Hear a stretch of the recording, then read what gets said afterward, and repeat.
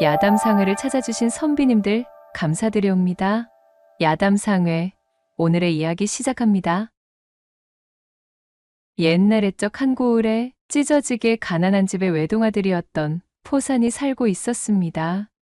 포산의 집안 형편을 표현하려면 눈물이 앞을 가려 제대로 말이 나오지 않을 만큼 가세가 기운 상태였지요.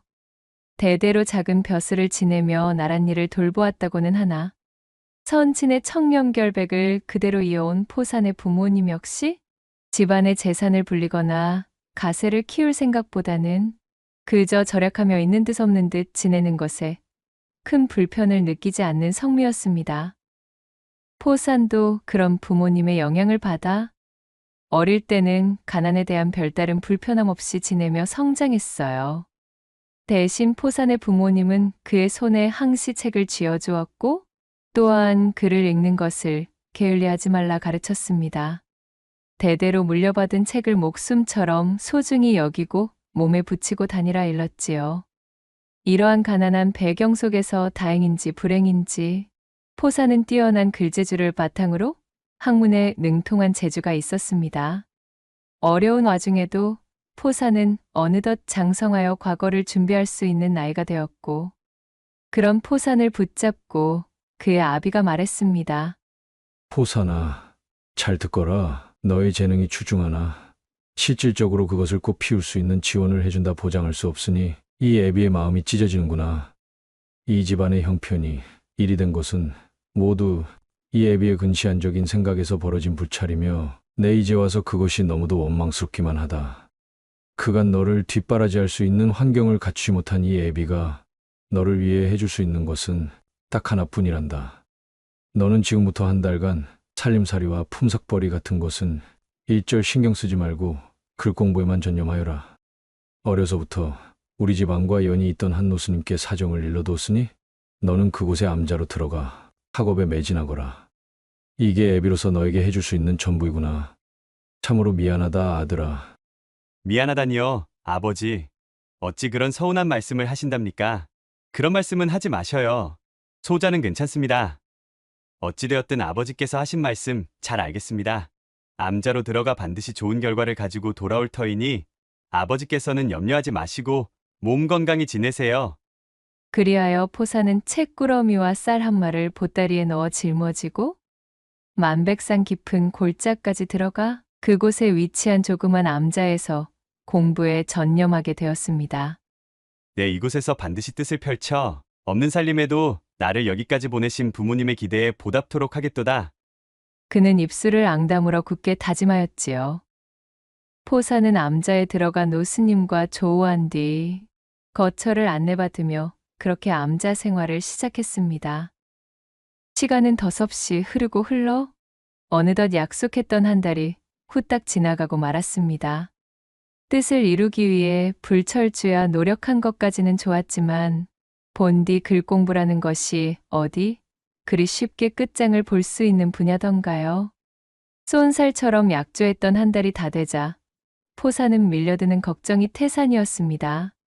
돌아가는 상황으로 보건대 시작해놓은 공부는 마무리를 지어야만 하겠고 그러려면 앞으로도 암자의 몸을 의탁하며 신세를 질 수밖에 없는 형편이었습니다. 자신이 보따리에 넣어 가져왔던 쌀 한 말은 진작이 동이나 버렸고 이제부터는 이 작은 암자에 쪼들리는 살림에 자신의 입까지 하나를 더하게 생긴 마당이니 이에 엄두가 나지 않았던 포산은 그것을 걱정하고 있던 것이었어요. 참으로 걱정이로구나. 염치불고하고 암자에 기거하며 공부를 이어나가고 싶지만 여기 계신 스님들 끼니만으로도 빠듯한 것을 내 모르는 바도 아닌 마당에 어찌 말을 꺼내면 좋을꼬. 찢어지게 가난한 자신의 집으로 돌아가 부엌에서 자리만 차지하고 있는 빈 쌀독을 들고 와서는 노스님 앞에다 보여주며 사정이 이리하니 굽어 살펴달라 읍소할 수도 없는 노릇이었지요.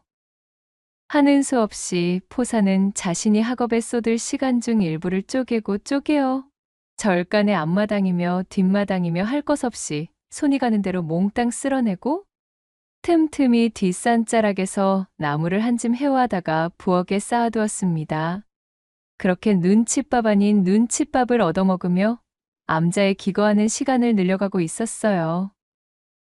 어둠이 깊어진 밤, 한참 동안이나 이어지던 잡일에서 해방되어 등잔불 하나에 의지하여 글을 읽는 포산의 목소리가 방 밖으로 새어나올 때 멀찌감치 서서 그것을 가만히 듣고 있던 한 젊은 스님이 있었습니다. 그의 불명은 덕성으로 노스님의 말에 의하면 어느 날 호련히 이 암자에 들어와 속세를 등진 젊은 스님이라 하였습니다. 덕성 스님은 한참 동안이나 아무런 말도 없이 서서는 포산이 책을 읽는 소리를 집중하며 듣고 서 있었지요. 그러던 어느 날이었습니다. 인적이 드물기도 이름 높던 암자에 웬 장정 세 사람이 어깨에 쌀 한 가마씩을 지고 성큼성큼 올라오는 것이었어요. 이게 무슨 일인가 싶어 모두가 나와보는 마당에 젊은 덕성 스님이 포산을 한번 바라보고는 노스님에게 고하는 것이었습니다. 스님, 우리 절에서 공부하며 지내고 있는 포산도령의 집에서 이렇듯 쌀 세 가마를 보내왔지 뭐겠습니까? 부처님이 돌보아 이렇듯 감사한 일이 우리에게 찾아왔사옵니다. 예? 저희 집에서 말입니까? 아니, 그럴 리가 없는데 무슨... 포산도령, 도령의 집안에서 보내오신 이 시주는 아주 감사히 잘 받아들였으니 도령께서는 집안 어르신들의 걱정이 크시지 않도록 행여나 집에다 이런저런 말씀일랑 마시지요. 당장 내일 때울 끼니를 걱정해야 하는 집안의 형편을 모를 리가 없었던 포산은 그야말로 어리둥절하였습니다. 쌀 세 가마를 자신의 집에서 시주랍시고 보내왔다는 덕성 스님의 말을 도무지 믿을 수도 또 그렇게 말한 덕성 스님의 의중도 알 수가 없었답니다. 결국 그날 밤 포산은 덕성 스님의 방문을 똑똑 두드렸습니다. 예, 들어오시지요. 바깥의 인기척을 눈치챈 스님이 포산을 불러들였고 포산이 조심스레 방 안으로 들어간 후 덕성 스님에게 물어보았습니다. 저기 덕성 스님, 도대체 이것이 다 어떻게 된 일입니까? 저희 집에서 보내온 쌀 세 가마라니요. 이건 당치도 않습니다. 쌀은커녕 나물 한 그릇을 보냈다고 하여도 믿을 수 없을 정도로 저희 집 형편이 좋지 않은 것을 제 모르는 바가 아닌데 말입니다. 포산이 난색을 표하자 덕성 스님은 빙그레 웃으며 대답했어요. 포산도령님, 그런 것은 생각치도 또한 더 이상 묻지도 마시고 그저 도령님께서는 지금 붙들고 계시는 공부나 쭉 열심히 하여 주십시오. 몸을 의탁하는 것이 눈치 보인답시고 괜시리 절간 여기저기 청소나 하고 나무나 해오며 허송세월 보내지 마시고 말입니다. 제 말 아시겠지요? 스님, 가만히 뜯어보면 부잣집 귀공자처럼 그저 곱상하게 생긴 또래의 나이의 덕성 스님이 보인 속 깊은 배려를 맞이한 포산은 감격의 눈물을 글썽일 수밖에 없었습니다. 연신 엎드려 감사의 인사를 전하며 스님의 방에서 나온 포산은 흐르는 눈물을 소매춤으로 닦아내며 중얼거렸지요. 스님의 배려를 봐서라도 얘 한시를 낭비할 수가 없겠구나. 반드시 뜻을 이루어 덕성 스님께도 보은을 해야 내 마음이 편하겠다. 포산은 다시 한번 주먹을 불끈 쥐고 자신의 뜻을 공고히 다졌습니다. 그날 이후로 덕성 스님은 아무런 말 없이 법당에서 새벽부터 밤늦도록 불공만 드리고 있었습니다. 연고도 없는 이런 작은 암자로 난데없이 찾아와 속세를 등지고 입적하는 것도 모자라 매번 저리 열심히 불공만 드리고 있으니 포산의 눈에는 덕성 스님이 가진 사연이 너무도 궁금한 것이었지요. 허나 덕성 스님은 자신과 관련된 이야기는 단 한마디도 입 밖으로 꺼내는 법이 없었습니다. 사정이야 어찌되었든 덕성 스님의 배려 덕에 포산은 더 이상 노스님의 눈치를 보지 않고도 열심히 공부할 수가 있었기에 어김없이 방 안에 틀어박혀 서책 삼매경에 빠져 있으려는데 한눈에 보아도 권세를 가졌다 싶은 대갓집의 한 중년 사내가 집사를 대동하고는 암자에 들이닥쳤습니다. 중년 사내는 자신의 수염을 휘날리며 암자의 여기저기를 둘러보더니 때마침 불공을 들이고 나오던 덕성 스님을 발견하고는 대뜸 노발대발 화를 내며 스님의 앞으로 다가가는 것이었어요.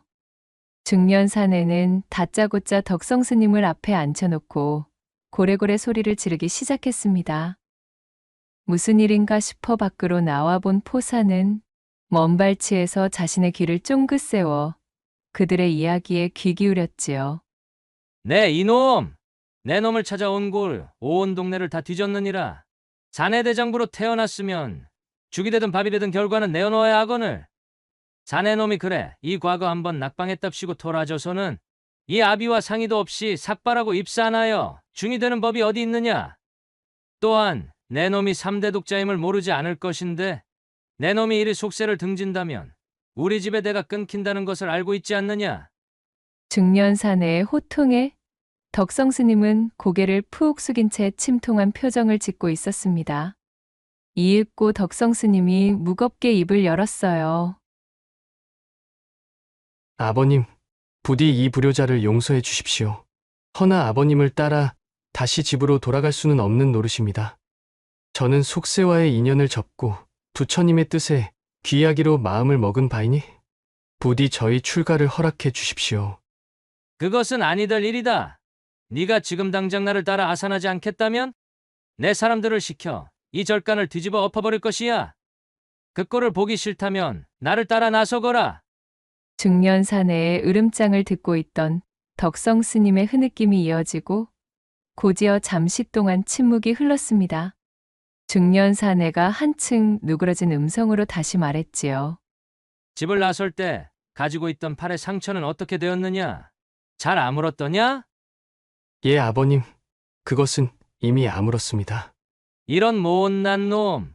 자고로 신체 발부는 수지부모라 했거늘 술을 진탕 마시고는 넘어져서 그리 팔에 상처를 입고 말이야. 게다가 이 아비의 허락도 없이 머리까지 깎다니. 에흠! 그리하여 덕성 스님은 더 이상 버티지 못하고 자신의 아버지에게 덜미가 잡혀 하산할 수밖에 없었습니다. 덕성 스님은 하산하기 전 중년 사내에게 양해를 구한 뒤 암자의 모두와 인사를 마쳤습니다. 그리고 포산의 손을 꼭 잡으며 말했지요. 도령님, 부디 꼭 공부를 놓지 마시어 원하는 바를 이루시길 바라겠습니다. 그리고 덕성 스님은 학업을 이어나가는 데 사용하라며 포산의 앞으로 제법 많은 돈을 남겨주었습니다. 스님은 그렇게 암자를 벗어나 쓸쓸히 자신의 집으로 되돌아갔지요. 하산하는 덕성 스님의 등 뒤를 바라보며 포산은 뜨거운 눈물을 흘렸습니다. 스님, 참으로 감사합니다. 스님의 이 은혜 평생토록 잊지 아니하겠습니다.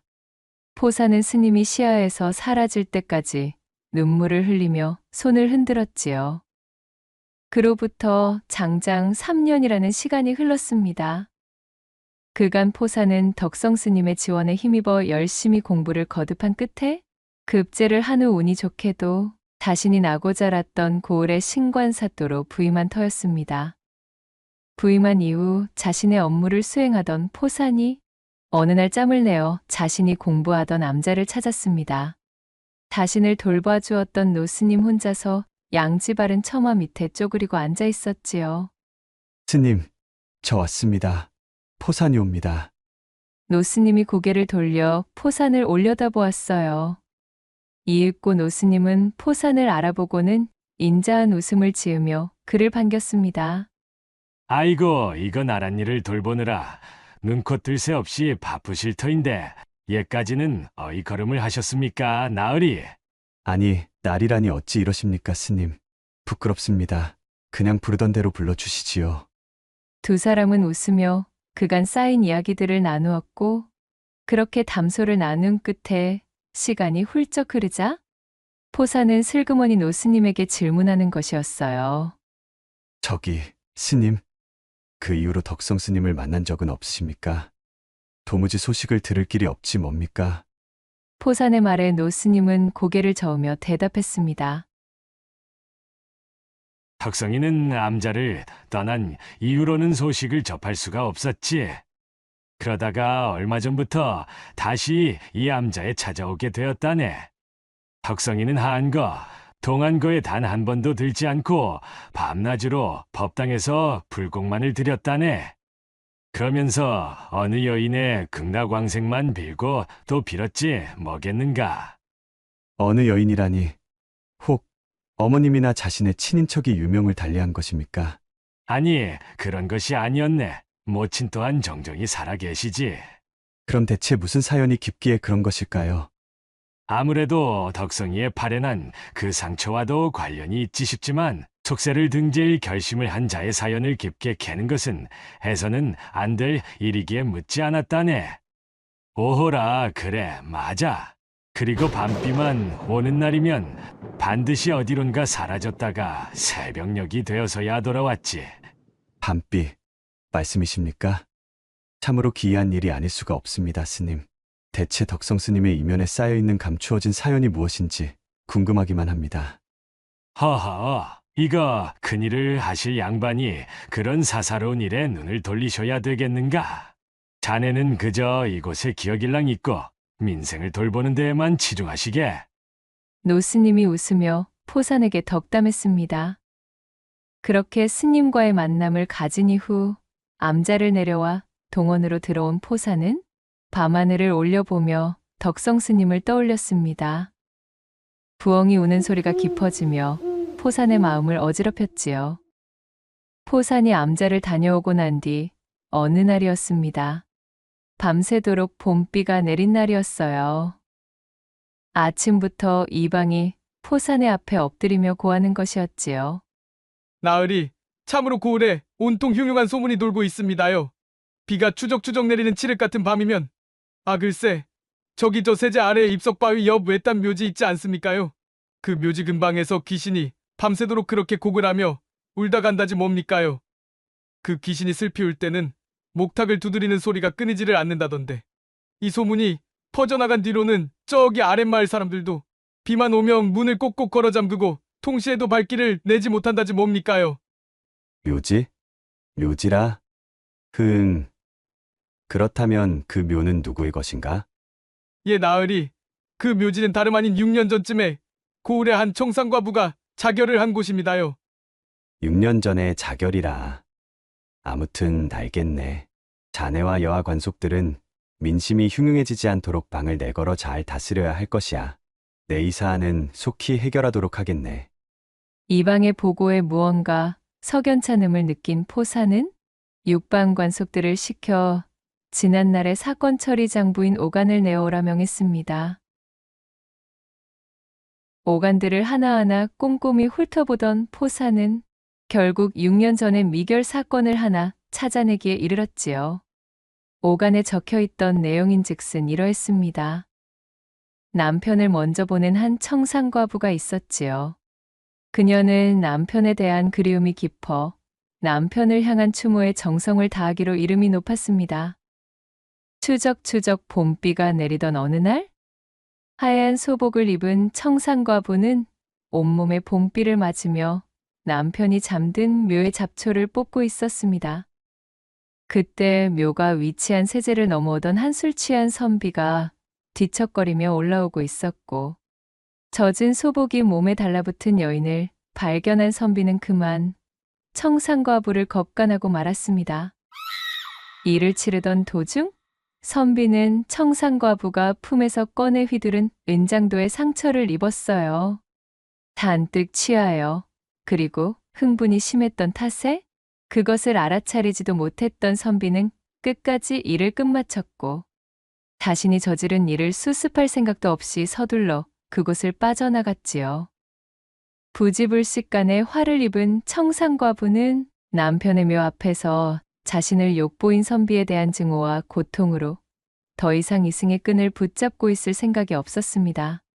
그녀는 은장도로 손가락을 베어 자신의 소복 치마에 혈서를 남겼습니다.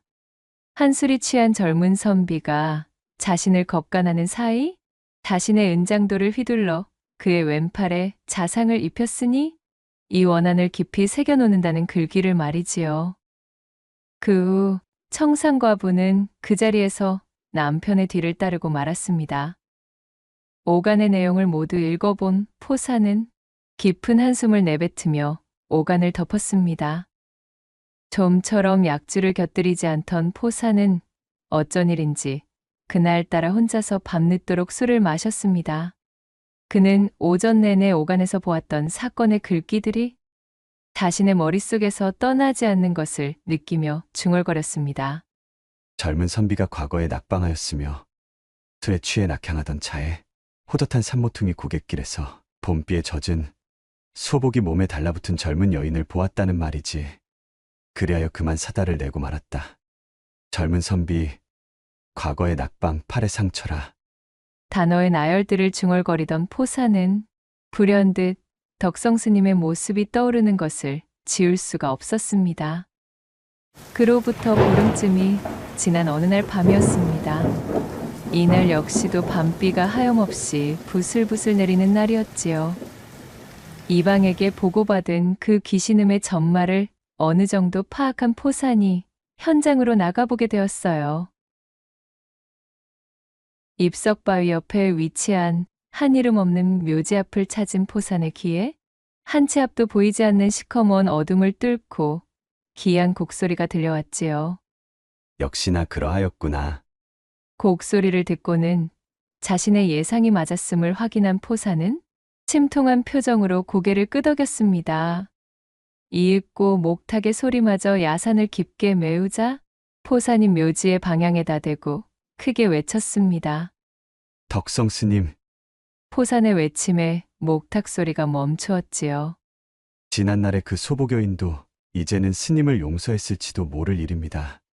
그렇지 않다 하여도 이리 밤비가 오는 날마다 고을에 흉흉한 소문까지 만들 정도로 이리 몸을 돌보지 않으시고 나와 계시면 아버님의 걱정은 어찌하려 하십니까? 이제 그만 죗값을 받으시고 그동안 지고 살던 무거웠던 마음을 편히 내려놓으시지요. 부슬부슬 밤비의 소리가 거셌고 묘지에서 들려오던 곡소리는 잠잠하기만 했지요. 포산의 절절한 외침에도 아무런 대답도 들려오지 않는 산중의 묘지였으나 어쩐지 그 침묵에서 보이지 않는 참회의 눈물이 느껴지는 기분이었습니다. 포산 역시도 비와 안개로 보이지 않는 묘지 너머로 덕성 스님의 깊은 참회와 결심이 엿보였기에 더는 말을 얹지 않고 천천히 몸을 돌려 동원으로 돌아갔습니다. 그날 이후로 고을을 흉흉하게 들썩였던 소문의 귀신은 밤비가 와도 더 이상 나타나지 않게 되었습니다. 덕성 스님은 스스로 동원을 찾아와 지난날 자신의 과오를 고하였고 포산 역시 덕성 스님이 자신의 죄를 뼈저리게 뉘우치고 참회하고 있음을 감안하여 그의 죄값을 덜 수 있게 도와주었지요. 10년 가까이 묻어두고 있던 무거운 짐을 드디어 내려놓은 덕성 스님의 얼굴은 그 어느 때보다도 가벼워 보였습니다. 이 일을 해결한 계기로 포사는 사또의 업무에 더욱 힘을 싣게 되었고 그는 점점 고을 사람들의 신임을 얻는 어진관리로 성장할 수가 있었습니다. 그렇게 세월이 흐르던 도중 고을에서 한 사건이 벌어지게 되었어요. 외나무 다리에서 말을 몰고 가던 한 선비가 앞에서 소를 몰고 가던 농사꾼과 맞닥뜨렸습니다. 소와 말이 앞장서 다리를 건너고 있었고 사람은 그 뒤를 따르고 있었으니 결국 소와 말은 외나무 다리 가운데서 만나 버티고 선 채로 옴짝달싹도 할 수 없는 상황이 벌어지고 말았습니다. 서로 비켜갈 수 있는 공간이 없으니 각자의 머리를 맞대고 콧김이 세어질 수밖에 없었지요. 제 아무리 근사한 말이라고 한들 말이 가진 장기는 뒷발질이었고 황소가 가진 장기라고 하면 역시 그 뿔로 들이받는 것이니 이 지리한 싸움의 결과는 불을 보듯 뻔했습니다. 농사꾼 명식이 고삐를 당겨 제 소를 말릴 사이도 없이 명식 내 황소의 시원한 박치기 일합에 선비의 말은 외마디 비명을 지르고는 다리 아래로 나가 떨어져 버렸지요. 그 꼴을 보고 있던 선비가 노여움을 참지 못하여 소리쳤습니다. 아니, 이런 쳐 죽일 놈의 일이 있나 그래? 네 이놈, 감히 천하의 쌍놈이 양반이신 이 몸의 길을 막다니. 선비의 불호령에 지게의 걸음을 가득 지고 가던 명식은 혼비백산하여 물에 들어가 선비의 말을 부축하고는 그 고삐를 잡아 물 밖으로 끌고 나왔습니다. 명식이 이리저리 살펴보니 선비의 말은 떨어지면서 오른발 발목이 삐었는지 절름거리는 모양새로 똑바로 걷지 못하는 것이었어요. 이제 갓서른이 될까 말까한 선비가 그 꼴을 보더니 대뜸 명식의 뺨따기를 후려갈기며 외쳤습니다. 이런 천하에 빌어먹을 일이 있나 그래? 내 이놈, 당장에 말 한 피를 구해 내 앞에 대령해 놓든가 아니면 내 말에 저 병신이 된 발목을 써 고쳐 놓든가 둘 중 하나를 해놓지 못하겠느냐? 못하겠다면 오늘 아주 경을 칠 것이다. 온 산천이 쩌렁쩌렁 흔들리도록 선비가 고함을 지르며 억지를 놓았지만 가난한 농사꾼 형편의 명식은 선비의 요구 중 어느 것 하나 선뜻 들어줄 수 있는 입장이 아니었습니다. 그야말로 사색이 된 명식이 무릎을 꿇고 두 손을 모아 사정하기 시작했지요. 나으리, 제발 한 번만 살려주십시오. 나으리의 말 발목이 나 제대로 걸을 수 있을 때까지 참으로 누추하지만 소인의 집까지 나으리를 모시겠습니다요. 그러니 제발 노여움을 푸시고 소인을 한 번만 용서하여 주십시오. 예? 그리하여 명식은 노발대발 화를 내던 선비를 모셔 자신의 집으로 데려왔습니다. 선친이 쓰던 사랑방에 선비를 얌전히 모셔놓고는 외양간에 선비의 말까지 극진히 모셔두었지요. 자신보다도 선비가 타고 다니는 저 말이 더 상전인 이 상황이 참으로 분통이 터졌지만 달리 방도가 없었습니다. 명식은 말에 삔 발목에 인진쑥을 붙여 옥양목을 덧대 감아 치료해 주었습니다. 사정을 전해들은 명식의 아내 역시 없는 살림에 고이고이 아껴두었던 씨암탉을 한 마리 잡고는 큰 경사대나 꺼낼까 말까한 뒷마당에 묻어두었던 머루술을 꺼내 술상을 차렸습니다. 좋은 날을 위해 아껴두었던 것인데 아깝지만 어쩔 수 없지요. 지금은 우선 저 선비의 화를 누그러뜨리는 데 집중합시다요. 치리에 빠진 명식을 위로한 명식의 아내는 그렇게 있는 살림 없는 살림을 끌어모아 한 상 뚝딱 차려냈습니다. 차린 저녁상을 선비의 사랑방으로 들여놓자 선비는 머루술 호리병을 몇 차례나 비우며 씨암탉 한 마리를 개걸스럽게 해치운 뒤 손가락을 빨며 외쳤습니다. 어흥, 이거야 원. 쌍놈 집에서 기른 닭이라 그런가? 실로살이 퍽퍽하기만 하고 이거 영 맛이 별로로구만. 다 먹었으니 상을 내어 가거라. 국물까지 말끔히 빨아먹은 빈 그릇을 본 명식이 기가 찼으나 얌전히 선비의 요구대로 상을 물렸습니다. 선비가 이부자리에 벌렁 드러눕더니 또다시 명식을 부르는 것이었어요. 어흥. 자, 저녁 술상은 그만하면 됐다마는 내 놈이 해야 할 일이 하나 더 있느니라. 예? 그것이 어떤... 자고로 이나는 객지에서 독수공방을 해본 역사가 없을 뿐 아니라 태생적으로 내 사내의 기질이 강건하여 그리할 수도 없는 몸이네. 그러니 내 욕구를 풀어줄 계집을 가져다 앉혀놓게. 그 말을 들은 명식이 사색이 되어 답했어요. 아이고 나으리, 여기는 그저 쇠내가 사는 집이지 색주집이 아닙니다요. 대관절 어찌 그러한 말씀을... 무어라? 이놈! 무엄하기가 짝이 없구나. 당장 내 명을 수행치 못하겠느냐?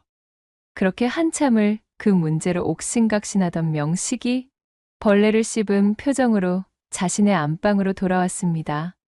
추룩 처진 어깨로 한숨을 내쉬는 명식이 슬그머니 고개를 들었어요. 이미 밖에서 선비의 말 같지도 않은 행패를 몽땅 들은 명식의 아내는 그런 명식을 쏘아보며 대꾸했습니다. 서방님, 설마 저더러 그 방에 들어가 저 빌어먹을 선비놈의 요구를 들어주라 말씀하실 것은 아니지요? 만약 그리 하시겠다면 저는 이 자리에서 은장도를 물고 떠나겠으니 서방님께서는 그리 하세요. 명식은 이러지도 저러지도 못한 채 난감해하였고 그렇게 밤이 늦어 삼경이 될 때까지 여자를 들여보내라 악을 쓰고 호통을 치던 선비는 과하게 들이켠 머루주 탓에 제풀에 쓰러져 코를 골며 잠에 빠지고 말았습니다. 이튿날 아침 명식이 눈을 떴습니다. 그런데 아침상을 차리며 분주해야 할 부엌이 어쩐지 휑한 것이었지요. 의아한 명식이 내다보니 부엌에 있어야 할 자신의 아내가 보이지 않는 것이었습니다. 등골이 서늘해진 명식이 대뜸 선비가 자고 있는 사랑방을 열어보았으나 다행히 그곳에는 단잠에 빠진 선비 혼자만이 코를 골고 있었지요. 아니, 그렇다면 대체 어디를 간 게지? 명식이 보이지 않는 자신의 아내를 찾아 집안 이곳저곳을 뒤지고 있노라니. 얼마 후 형방이 포졸들을 데리고 명식의 집으로 들이닥치는 것이었습니다.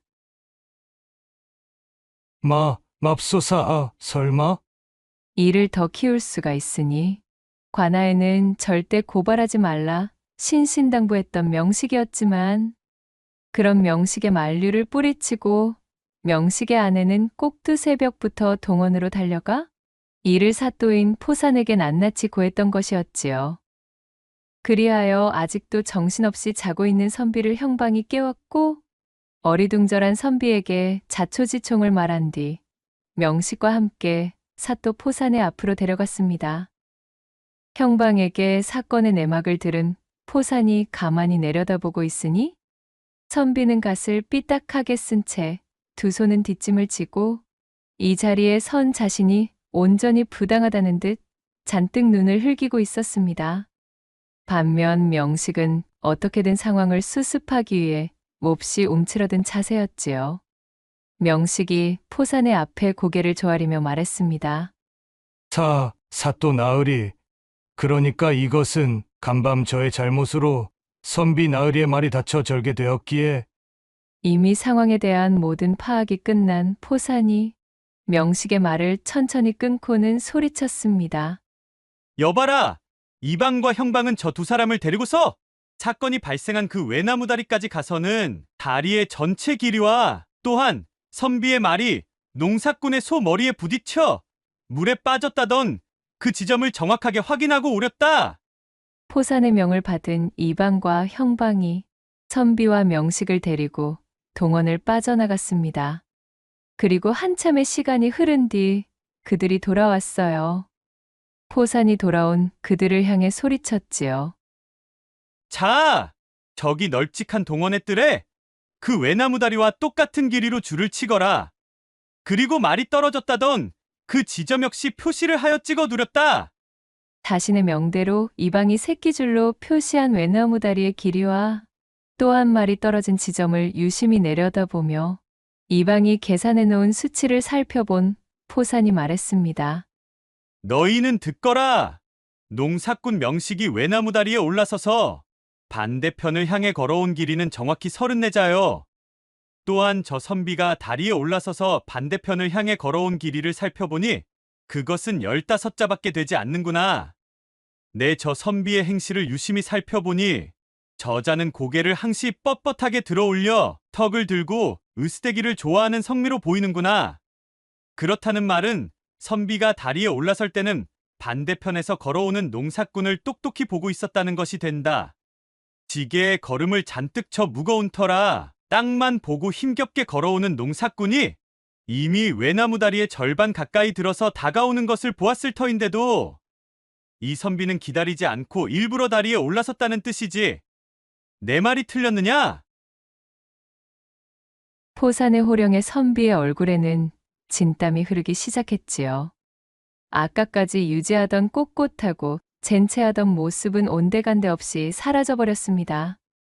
포산이 다시 입을 열었어요. 그러니 이는 온전히 저 선비의 잘못심이 명백하구나.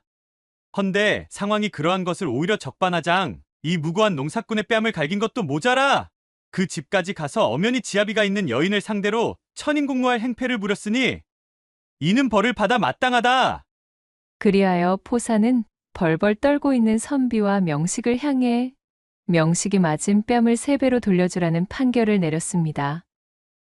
이에 겁을 집어먹은 명식이 쩔쩔매며 선비를 한 대 때리는 신용만 사활짝하자 포산이 크게 호통을 치는 것이었어요. 어허, 이게 무슨 장난인가?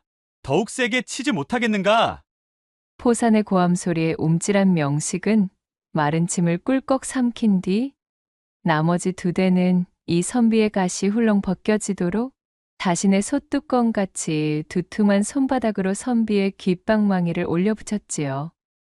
쫙 하며 마치 볼기짝에 곤장이 내리꽂히는 묵직한 소리가 두 번이나 들려왔고 그때마다 선비는 볼품없이 바닥으로 내동댕이 쳐지는 몰골이 되었습니다.